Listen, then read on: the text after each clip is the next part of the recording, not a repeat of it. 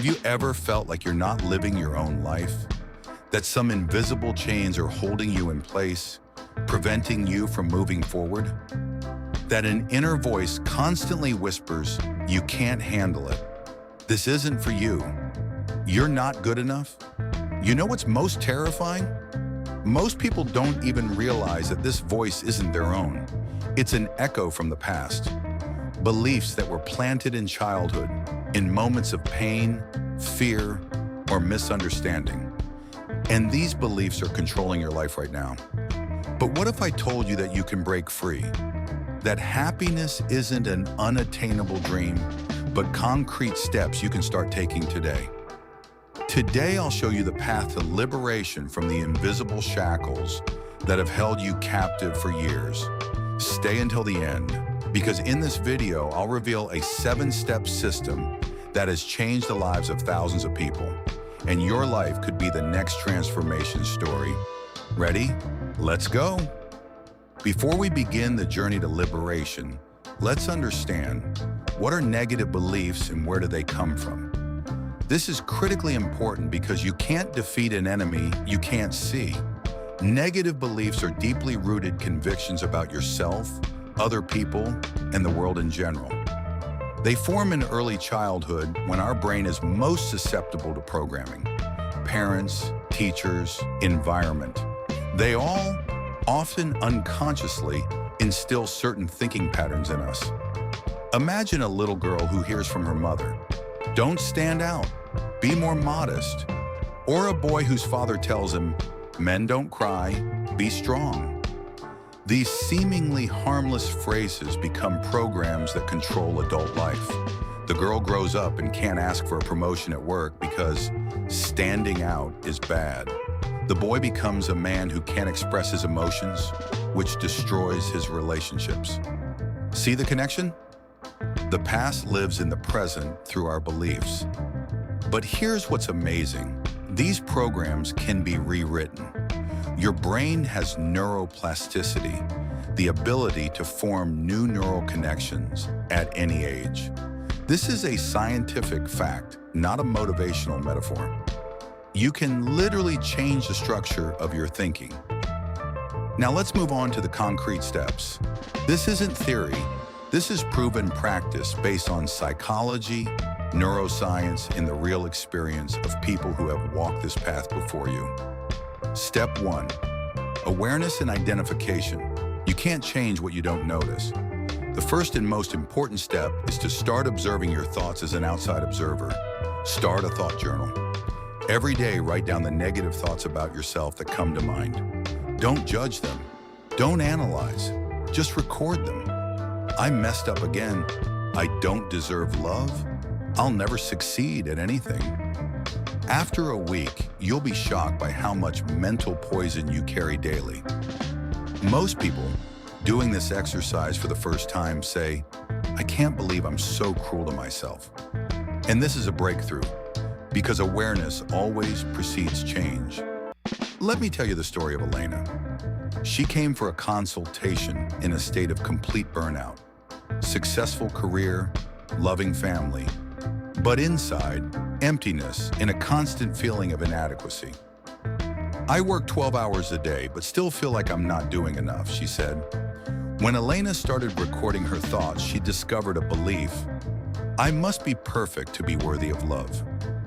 This belief came from childhood, when her parents praised her only for achievements, but never just because. Her love had to be earned. Awareness of this belief became a turning point. Elena realized she was chasing approval she could never obtain because the criteria for perfection constantly increased. She caught herself in a trap she had created for herself. Step 2, acceptance without resistance. This may seem paradoxical, but to change negative beliefs, you first need to accept them. Not agree with them, but accept their existence. When you fight a negative thought, tell yourself, "Don't think about it." You only strengthen its power.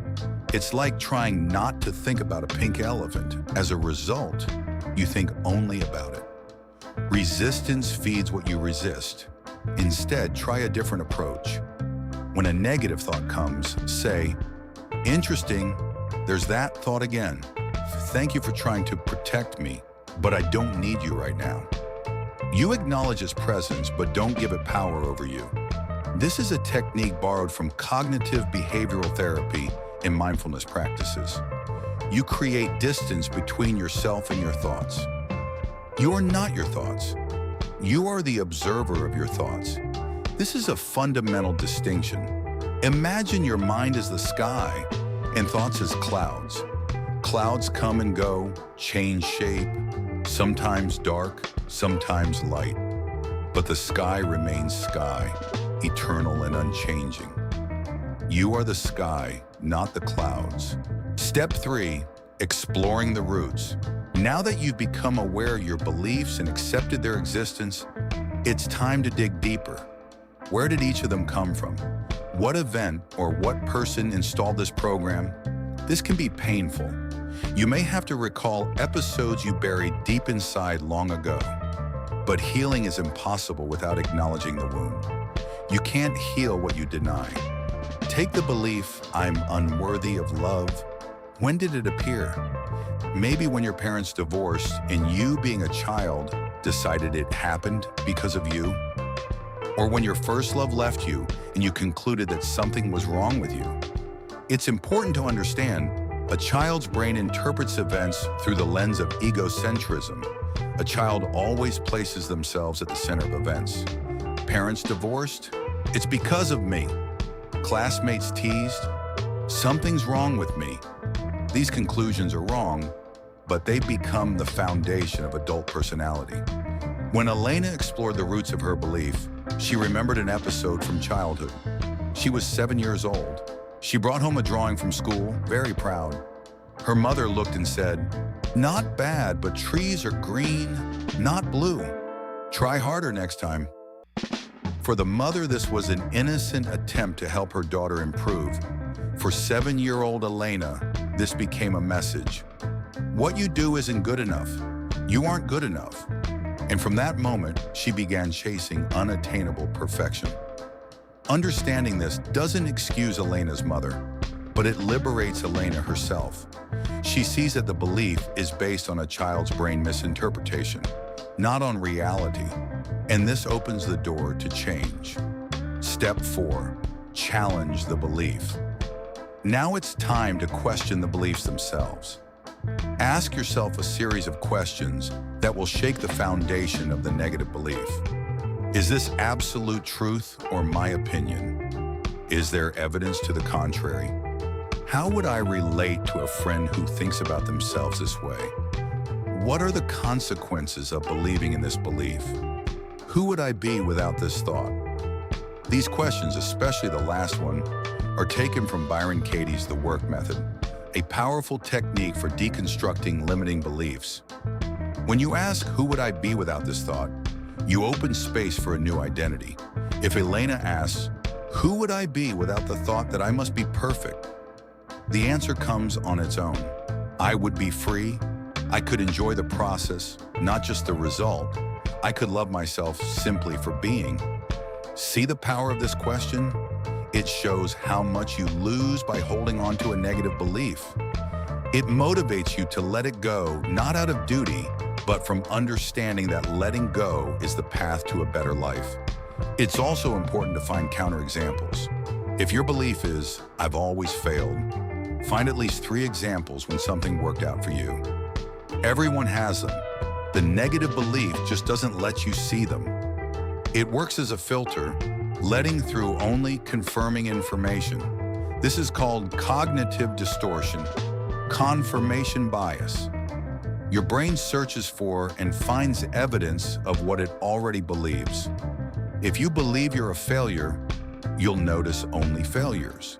If you believe you deserve success, you'll start noticing opportunities. Step 5, creating new beliefs. It's not enough to just destroy the old. Nature abhors a vacuum. You need to consciously create new, supporting beliefs that will take the freed up place. New beliefs must be realistic, not deny reality, but open possibilities. Instead of I'm perfect, which the subconscious will reject as a lie, I'm good enough as I am, and every day I grow and improve. Instead of I'm unworthy of love, I'm worthy of love and acceptance simply because I exist.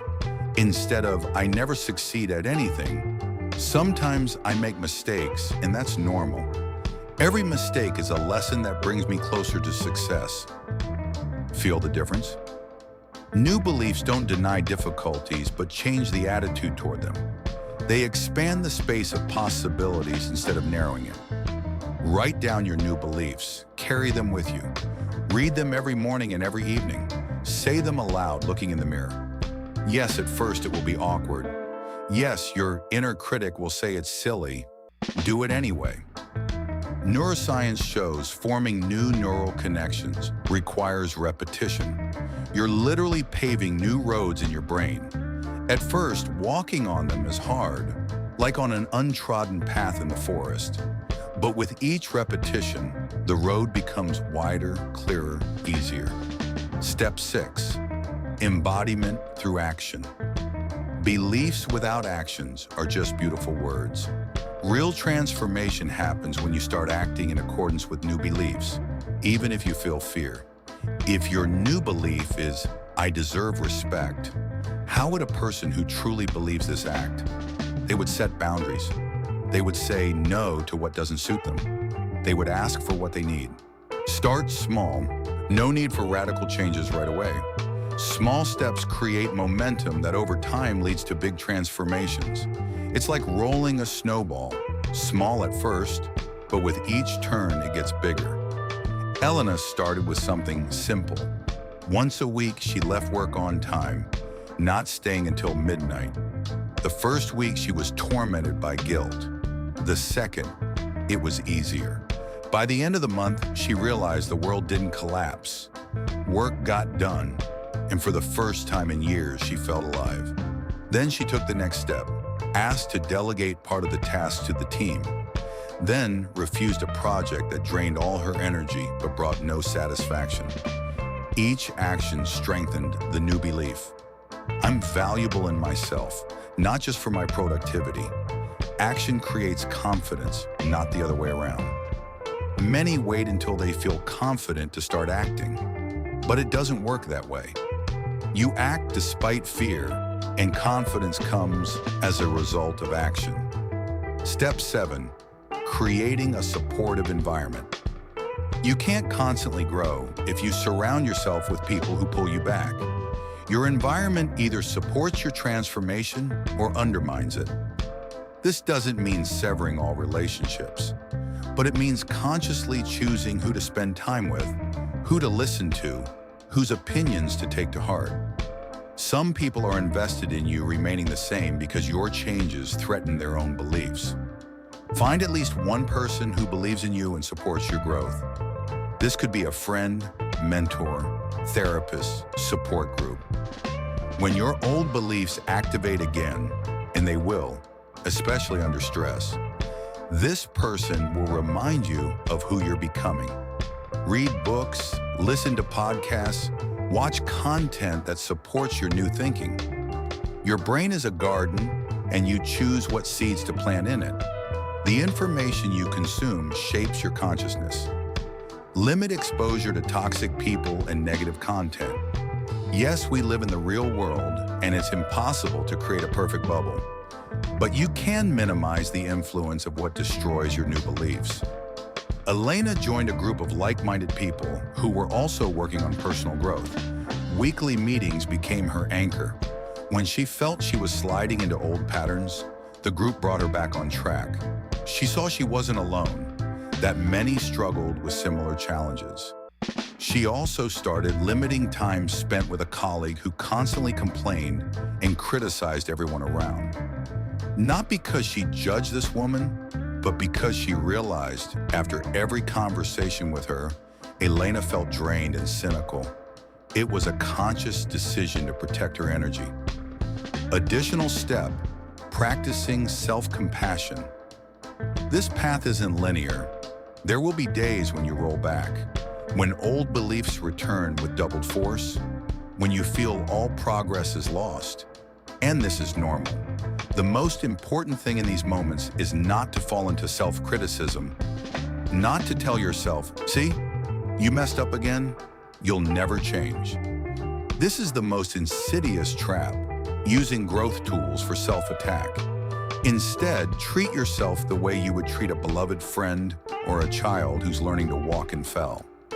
You wouldn't say, you're a failure, you'll never learn to walk. You'd say, it's okay, get up, try again. Self-compassion isn't weakness, it's strength.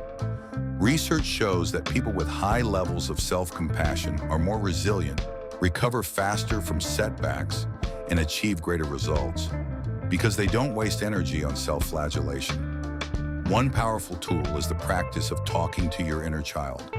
When you feel pain or fear, imagine yourself at the age when the negative belief was planted. Talk to that child. Tell them what they needed to hear then. Elena often returns to the image of herself at 7 with blue trees. She tells her, your drawing is beautiful.